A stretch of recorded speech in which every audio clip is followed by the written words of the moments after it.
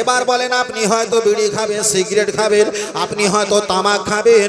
ও বাবাজিরা, তামাক কিংবা সিগারেট বিড়ি আপনি দোকানে গিয়েছেন, দোকানে গিয়ে আপনি চেয়ারে বসে একটা ধরিয়েছেন, ধরার পর 3-4টে কাস্টমার ছিল। আপনার এই সিগারেট বিড়ি ধমার দুর্গন্ধে 3-4টে কাস্টমার যারা কখনো গালে আর মুখে নেয় না, তারা তো ভন ভন করে পালিয়েছে। হাদিসটা মেশকাতে এসেছে, কোনো একটা ইমানদার ব্যক্তি আর একটা ইমানদার ব্যক্তিকে যদি দেখা যায় বিনা কারণে আইডিয়া কম হাতের দ্বারায়, লিসানি জবানের দ্বারায়, হাতের দ্বারা জবানের দ্বারায় বিনা কারণে একটা ইমানদারকে যদি কষ্ট দেয়, ওই ব্যক্তি কখনো ইমানদার হতে পারে না। আপনি চায়ের দোকানে সকালবেলা চা খেতে গেছেন, হয় একটা সিগারেট না বিড়ি আপনি ধরিয়েছেন।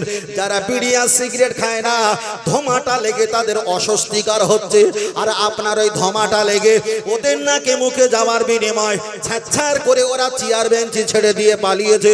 রাসূল বলেছেন বিনা কারণে একটা মানুষকে কষ্ট দিলে হাতের দ্বারা জবানের দ্বারায় ওই ব্যক্তি কখনো ইমানদার হতে পারে না। ও আমার বাবাজিরা, বিড়ি খাওয়া আমি হারাম বলিনি, আপনি হাত দিয়ে ধরেছেন আর জবান দিয়ে ধোঁয়া ছেড়েছেন, হাতের কারণে আর জবানের কারণে নিরহ ব্যক্তি কষ্ট পেয়েছে। শরীয়ত বলছে তো আপনি ইমানদার নয়। তাহলে যে হাতের দ্বারায় আর জবানের দ্বারায় একটা ব্যক্তিকে কষ্ট দিয়ে যদি আমার ঈমান চলে যায়, ওই কাজটা করা কি করে জায়েজ হতে পারে?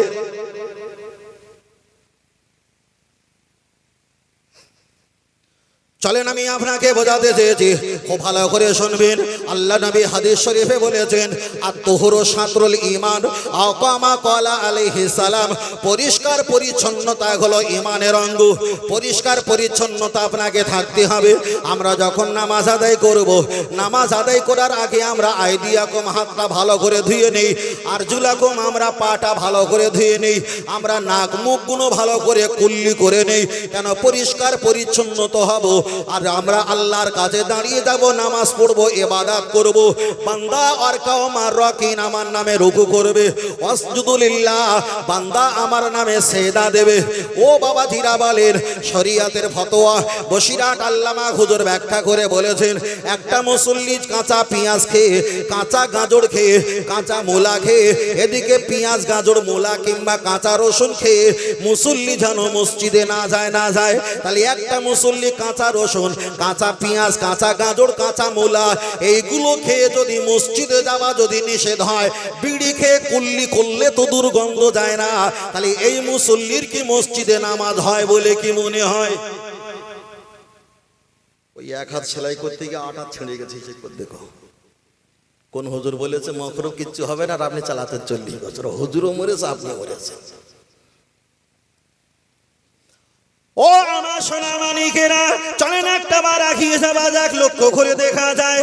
এবার বলেন, আপনি যখন নামাজের কাছে দাঁড়ালেন, যারা বিড়ি খায় ওদের হাতটা দুর্গন্ধ হয়, যারা বিড়ি আর সিগারেট খায় ওরা যদি মাইকে কথা বলে এটাও দুর্গন্ধ হয়, ওরা সিগারেট আর বিড়ি খেলে ওদের মোবাইলের কভারটাও দুর্গন্ধ হয়ে যায়, রংটা ফেসাটে হয়ে যায়।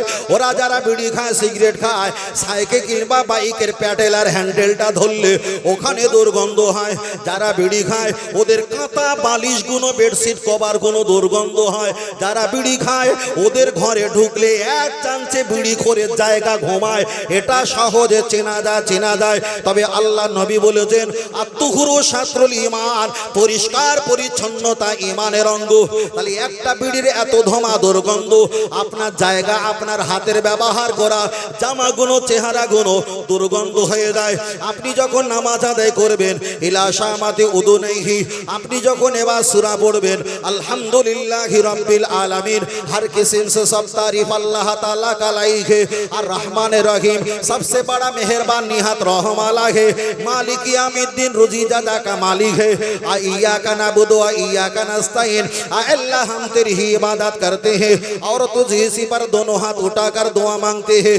আল্লাহর কাছে ইবাদত করবে, আল্লাহর কাছে সাহায্য চাবে। তাহলে যে আলেমকে নবী আমার বলেছেন আল উলামা ওয়ারাসাতুল আম্বিয়া, আমি দুনিয়া থেকে বিদায় নিয়ে চলে যাবার পর আমার আলেমরা থাকবে, ওরাই হবে আমার ওয়ারিস, ওরাই হবে আমার ওয়ারিস।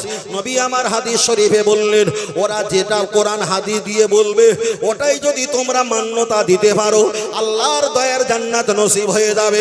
তাই বসিরহাট আল্লামা হুজুর তিনি ব্যাখ্যা করে বলেছেন, ও বাংলার মুসলমানেরা, তোমরা যখন মসজিদে চলে যাবে প্রথমে ডান পা রাখবে আল্লাহুম্মা আফতালি আবওয়াবা রাহমাতি, তোমরা আল্লাহর ইবাদত করার জন্য দোয়াটা পাঠ করবে।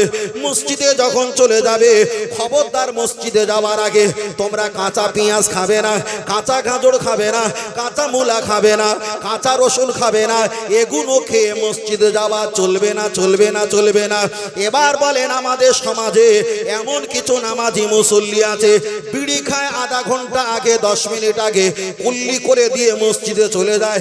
নবী আমার জানিয়েছে আল্লাহ আমার কাছে অনেক ইবাদত দিয়েছে, অনেক আল্লাহ আমাকে হুকুম দিয়েছে, কিন্তু সবচাইতে বড় ইবাদত আফদলুল ইবাদত ইবাদতি সালাত, সবচাইতে বড় ইবাদত এই ইবাদত জিবরাইলের হাতে আল্লাহ দিল না, আল্লাহ আমার কাছে দুনিয়াতে দিল না। সিদরাতুল মুনতাহা আরশে আজিমে আল্লাহ আমাকে ডেকে নিয়ে আমাকে বললেন, ও আমার হাবিব কষ্ট পাবে না, টেনশন পাবে না, তোমার জায়গায় বসে বসে লা ইলাহা ইল্লাল্লাহ পড়বে, আমি আল্লাহ আমার কুদরতি জায়গায় বসে মুহাম্মাদুর রাসূলুল্লাহ পাঠ করব। তোমার কাছে আমি দিলাম নামাজ, নামাজ ইবাদত, ইবাদত।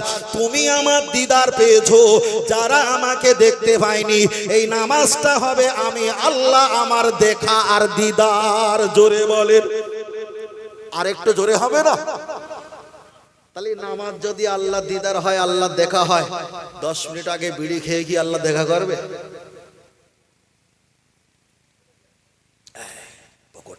চলে চলে চলে না গিয়ে চলেন আমি একটা আপনাকে বলি, মেশকাত শরীফে একটা হাদিস এসেছে, ইমাম মেশকাত রহমাতুল্লাহ আলাইহি তিনি ব্যাখ্যা করে বলে দিয়েছেন, ও আল্লাহর বান্দা জেনে রেখে দাও, আমার নবী পাকের উম্মাত উম্মাতানিরা জেনে রেখে দাও। প্রথম যখন নবী আমার একটা হাদিস শরীফে বললেন তোমরা মসজিদে এসে নামাজ পড়বে, সাহাবারা জিজ্ঞাসা করলেন, ইয়া রাসূলুল্লাহ আমরা তো হয়েছি দেখা যায় 20 জন কিংবা 50 জন, আমরা যদি মসজিদে নামাজ পড়তে আসি আমাদের 50 জন স্ত্রী বাড়ি থাকবে, পুরুষ ছাড়া বাড়ি থাকবে, বাড়িতে কোনো পুরুষ থাকবে না। আমরা যদি মসজিদে ইবাদত করি আর বেঈমান কাফেররা যদি আমাদের বাড়ির স্ত্রীর উপরে অ্যাটাক করে আর হামলা করে আমরা কি করব? নবী আমার হাদিসটা বুখারীতে বলেছেন, তোমাদের স্ত্রীকে খবর দাও আর নুখরিজা হুন্নাল হাইয়াজ আও কামা ক্বালা আলাইহিস সালাম, তোমাদের স্ত্রী যদি মেন 6 ঋতুবতী হয় তথাপি যেন মসজিদে এসে নামাজ পড়ে। তাহলে নবী আমার প্রথম বলেছিলেন, ও মহিলারা তোমাদের যদি ঋতুবতী আর মেন্স হয় তথাপি তোমরা মসজিদে এসে নামাজ পড়বে। ওটাই ছিল প্রথম যুগ, ওটাই ছিল প্রথম সূচনা। স্ত্রীদের প্রতি খারাপ ব্যবহার করলে ওরাই তো হারাম বলে বিবেচিত হবে। তাদের ঈমান আর আমল জাহান বাঁচানোর জন্য মেন্স অবস্থায় রাসূল আমার মসজিদে নববীতে আসতে বলল। তাই এখানে আপনি যদি বলেন হুজুর আমাদের পকেটে আছে, পকেটে আছে, কোনো সমস্যা নেই, আপনাকে আমি একটু ছোট করে বলি, নবী পাকের জামানায় যারা প্রথম কলেমা পড়ে ঈমান এনেছে, ঈমান আনার পর তারা ঠাকুরকে মহব্বত ফেলতে পারেনি, তারা মহব্বত করে ছেড়ে দিতে পারেনি। প্রত্যেকে তো বগলে করে ঠাকুর নিয়ে আসতো, ছোট ছোট ঠাকুরগুলো ওদের জুব্বা পকেটে করে রেখে দিত। আল্লাহ নবী বললেন একটু কমিয়ে রাখো, 4টে জায়গা 3টে করে নিয়ে আসো। অনেকে 4টে ফেলে দিয়ে 3টে করে নিয়ে আসে। আবার বললেন তোমরা 2টো নিয়ে আসবে।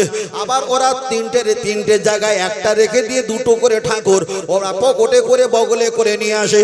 আল্লাহ নবী বললেন ফারাফা ইয়াদাইহি, তোমরা 4 বার করে হাত ঝাড়া মারো। একবার হাত ঝাড়া মারলা ঠাকুরগুলো পড়েছে, নবীর কাছে সব কটা আওয়াজ আসেনি, কিছু ঠাকুর ওরা পেট পূজা করে রেখেছে। আল্লাহ নবী বললেন আর একবার হাত ঝাড়া মারো। তোমরা একবার দেখা যায় হাত উঁচা করো।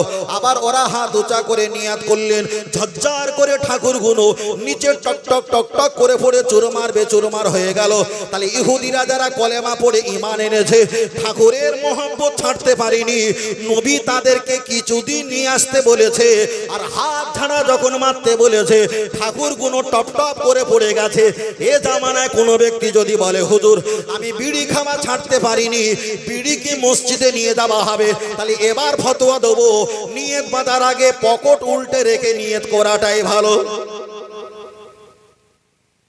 নবী জামানায় ঠাকুর ছিল, ওরা যখন হাত ঝাড়া মেরেছে ঠাকুর গুলো পড়ে গেছে, এবার আমরা নতুন করে ওলামা করব, নামাজ পড়ার আগে সব পকেট গুলো উল্টে রাখো, যা যা থাকবে ডক ডক করে। আমি খেতে বারণ করিনি, মসজিদে আনতে বারণ করিনি, বিড়ি থাকবে। আপনার যে 3 বছরের বাচ্চা গিয়েছো থেতলে মুসলে এক জায়গা করে দেবে, যাবে 12 টাকা। 3 দিন 4 দিন 5 দিন হয়ে গেল হবে না। চতুরতা চলবে না, ইসলাম পরিষ্কার পরিচ্ছন্নতা।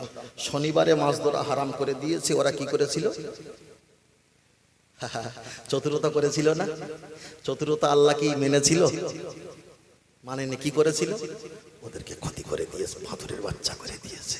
ইসলামের কারণে কোনো চতুরতা চলবে না। ও আমার বাপজিরা, চলে না খেয়ে চলে যাওয়া যায়। ফের আমি আপনাকে একটাবার বলছি, বিড়ি খাওয়া আমি হারাম বলিনি, আমি হালাল বলিনি। যাবে কিনা শুধু ব্যাখ্যাটা আমি আপনার কাছে বোঝাতে চেয়েছি। চলেন একটাবার আগিয়ে যাওয়া যাক। লক্ষ্য করে দেখা যায় আমি আপনার কাছে বলতে বলতে বিষয়টা অনেক বলে ফেললাম।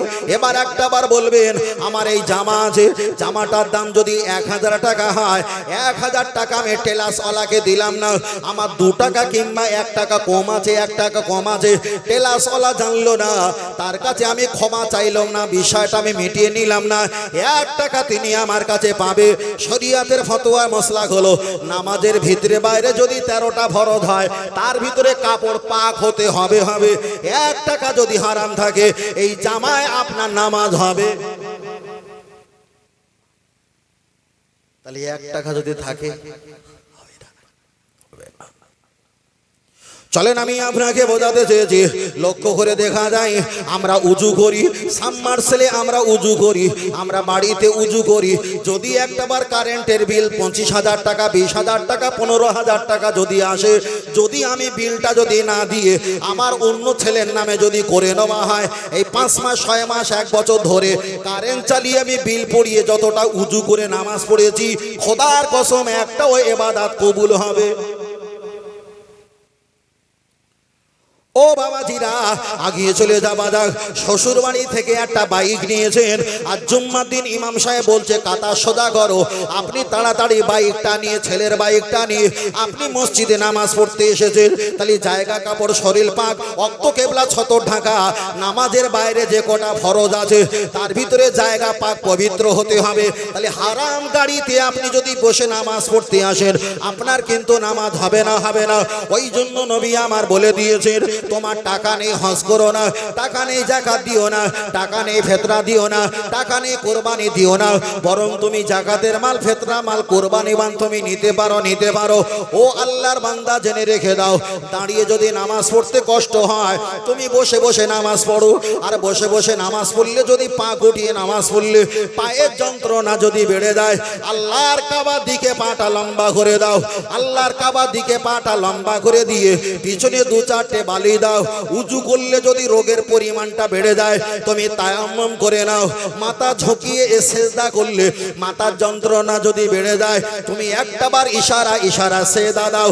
তবে আল্লাহর বান্দা, জেনে রেখে দাও, তোমার টাকা নেই হজ করো না, টাকা নেই ফিতরা দিও না, টাকা নেই কুরবানি দিও না, টাকা নেই ফিতরা দিও না। টাকা থাকুক আর নাই থাকুক, সব চাইতে বড় ইবাদতে টাকা যা করা যাবে না। তাই আমি আপনাকে বোঝাতে চেয়েছি, ইশারা ইঙ্গিতে হলে, অসুস্থ হলে পিছনে 2-4টে বালি দিয়ে আল্লাহর কাবার দিকে পাটা লম্বা করে দিয়ে, মরণের যদি 5 মিনিট বাকি থাকে, ইশারায় নামাজ পড়ে আল্লাহকে বলো, আল্লাহ আমি যে আপনার গোলাম, এটাই হলো তার বাস্তবিক প্রমাণ। জোরে বলেন, আর একটু জোরে হবে না ভাই? এগুলো হলো আমি বানিয়ে আসিনি, বসেছি, চিন্তা ভাবনা করেছি, এই বিষয়টা আপনাকে দিচ্ছি। আবার কালকে 2-5 মিনিট বসে বসে চিন্তা ভাবনা করব, আবার সেখানে দেবো। আমার কোনো মুখস্থ বিদ্যে বলে কিছু নেই। কথা বোঝাতে পারিস ভাই? যে বসলাম আর বললাম না, এরা মুখস্থ বিদ্যে কিছু নেই। আগিয়ে চলো। ও আমার বাপজিরা, আমি আপনাকে বোঝাতে চেয়েছি, লক্ষ্য করে দেখা যায় তাহলে সবচাইতে বড় ইবাদতের কথা আমি আপনাকে বললাম। এর বিষয়ে আর একটা বড় ভাইটিয়াল অপশন লুকিয়ে আছে, অপশন লুকিয়ে আছে। এবার বলেন, যারা পৃথিবী থেকে নবী আম্বিয়ারা চলে যায়, এরা আমাদের উপকার করতে পারে না, পারে না? নবী আম্বিয়ারা, রসুল্লাহ নবীরা, পীর মাশায়েখরা যদি দুনিয়া থেকে বিদায় নিয়ে চলে যায়, আমাদের উপকার করতে পারে না, পারে না? আর আমি একটাই কারণ আপনার কাছে আমি একটু পরিষ্কার করে দেই। আমার নবী যখন সিদরাতুল মুনতাহা আরশে আজিমে যখন গিয়েছিলেন, আমার নবীর কাছে আল্লাহ নামাজ দিলেন কত ওয়াক্ত? 50 ওয়াক্ত নামাজ নিয়ে আমার নবী যখন চলে আসছিলেন, প্রতিমধ্যে দেখা হয়েছিল নবী মুসা আলাইহিস সালামের সঙ্গে। নবী মুসা আলাইহিস সালাম জিজ্ঞাসা করলেন, ও নবী মুহাম্মদ সাল্লাল্লাহু আলাইহি ওয়াসাল্লাম, আপনার হাতে ওটা কি? বললেন, এটা সলাত, এটা সলাত, এটা নামাজ। কতটা নামাজ? নবী আমার বললেন, আল্লাহ দিয়েছে 50 ওয়াক্ত নামাজ। নবী মুসা আলাইহিস সালাম একটু মুস্কে হেসে বললেন, আল্লাহ 50 ওয়াক্ত দিয়েছে আর আপনি 50 ওয়াক্ত নিয়ে গড়গড় করে চলে এসেছেন, এটা কেমন? আপনার উম্মত 50 ওয়াক্ত নামাজ পড়তে পারবে না। এবার একটা বলবেন, আমরা 50 ওয়াক্ত পড়তে পারবো কি না পারবো? নবী মুসার অপেক্ষায় আমার নবী বেশি জানে না, জানে না? অবশ্যই জানে। কিন্তু নবী মুসা আলাইহিস সালাম বললেন, ইয়া রাসূলুল্লাহ, আপনি আল্লাহর কাছে একটু ফেরত যাও, আপনি একটু নামাজটা কমাও। নবী মুসা আলাইহিস সালামের কথা অনুযায়ী দয়ার নবী আমাদের দিকে তাকিয়ে আল্লাহর কাছে যখন নামাজ কমানোর জন্য চলেছে, তাফসীর কারকেরা ব্যাখ্যা করে বলেছেন, নবী মুসা আলাইহিস সালাম আমার নবীর পিছন সাইডটা নুরানি চেহারা দেখে, আবার যখন ঘুরে আসে সামনের সাইডটা নয়ন ভরে দেখে নেয়, আবার বলে হুজুর কমাও, বারবার কমাতে যায়, দেখে বারবার যখন ঘুরে আসে দেখে 50-এর জায়গায় 45 যখন কমে গেছে, নবী মুসা আলাইহিস সালাম আল্লাহকে আমার নবীকে বললেন, ইয়া রাসূলুল্লাহ, হাবিবাল্লাহ, আমি আল্লাহকে বলেছিলাম, রব্বি আরিনি, আপনাকে দেখতে চাই। আমার আল্লাহ বললেন, লান তারানি, ও নবী মুসা আলাইহিস সালাম, তুমি আমার দেখার যোগ্যতা নেই, তুমি পারবে না, পারবে না। তাহলে আল্লাহর কাছে যখন দেখার অ্যাপ্লাই করেছিলাম, আল্লাহ যখন আমার অ্যাপ্লাইটা রিজেক্ট করে দিয়েছে, আমার কপালে কি আল্লাহ দেখা হবে না? আপনি যে নামাজটা নিয়ে আসছিলেন 27 বছর ধরে আল্লাহর সঙ্গে দিদার করেছিলেন, আর চলে আসার সময় 50 ওয়াক্ত আপনি নামাজ নিয়ে এসেছিলেন। আপনাকে নামাজ কমানোর জন্য একটা বার যখন যেতে বলি, আমি দেখা যায় নবী মুসা, আপনার চেহারাটা দেখি, আপনি যখন আবার ঘুরে আসেন আপনার চেহারাটা দেখি, আল্লাহ দেখতে পাইনি, কথাটা সত্য। আপনি আল্লাহ দেখেছেন, আপনাকে দেখে আল্লাহ দেখার স্বাদ আমি মিটিয়ে নিয়েছি। আর একটু চুরি হবে না। বিষয়টা ছিল ওটা নয়, বিষয়টা ছিল আমার এইটা যে নবী আম্বিয়ারা চলে যাবার পর আমাদের উপকার করতে পারে কিনা। আল্লাহ দিয়েছিল 50 ওয়াক্ত, নবী মুসা আলাইহিস সালামের ওসিলায় 45 ডিজিট হয়ে গিয়েছিল 5 ওয়াক্ত, 5 ওয়াক্ত। এবার বলেন, নবী মুসা আলাইহিস সালাম দুনিয়ার হায়াতে আছে না দুনিয়া থেকে বিদায় নিয়েছে? দুনিয়া থেকে বিদায় নিয়েছে। তাহলে নবীরা দুনিয়া থেকে মারা যাবার পর, ওফাত নেবার পর, পর্দা নেবার পর, দুনিয়া থেকে পরজগতে চলে যাবার পর আমাদের উপকার করে, তার একটাই কারণ, 50-এর জায়গায় 45 কমিয়ে উপকার করে আমাদের হাতে 5 দিয়েছে। তাই হানাফি মাযহাব, সুন্নাতুল জামাত, আহলে সুন্নাতুল জামাত, ফুরফুরাবি দাদাবি রহমাতুল্লাহ আলাইহির এই মতদর্শের বিশ্বাস হলো, নবী আম্বিয়ারা চলে যাবার পর আমাদের উপকার করে থাকে। জোরে বলেন, আর একটু জোরে হবে না? তাহলে নামাজের কথা যখন বলছিলাম, এক একটা করে আগে গিয়ে বলছি, নবী আম্বিয়ারা আলাইহিমুস সালাম আমাদের উপকার করে থাকে। কিছু মনে করবেন না ভাই, এটা ছোট করে বলছি। এই বক্তব্য কি আগে শোনা হয়ে গেছে নাকি বড় ভাই? এখানে কি শোনা হয়ে গেছে, বলা হয়ে গেছে নাকি? বলি হয়নি তো? তার কারণ একটু করে খুলে বলি। আমি তো সব জায়গায় জলসায় আগে যাই না, আমি যাই একদম সময় নিয়ে যাই, 2-4 মিনিট সময় নিয়ে যাই, শুধু চা খাওয়ার সময় নিয়ে 4 মিনিট আগে যাই, জানি চাটা খাবো। ওই আসি স্টেজে উঠি, আগে কি বলেছে না বলেছি এ শোনার মতো আমার সময় নেই, কেন আমার লাইন তো সম্পূর্ণ আলাদা। আর আগে যারা উঠবে তারা হয়তো অনেকে একটু এটা ওটা ওটা ঘটনা বলে, তাদের অ্যাক্সিডেন্ট হতে পারে, কিন্তু আমার সঙ্গে অ্যাক্সিডেন্ট হওয়া খুব দেরি আছে, অনেকটা সময় অ্যাক্সিডেন্ট হবে না, কেন আমি তো ওইভাবে বলবো না, আমি বলবো তো এইভাবে।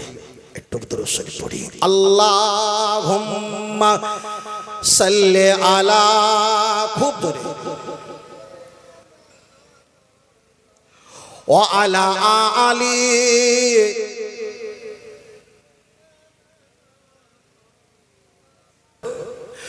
গোলাপ নীলম গাধা নীলম নীলম রজনী গন্ধা,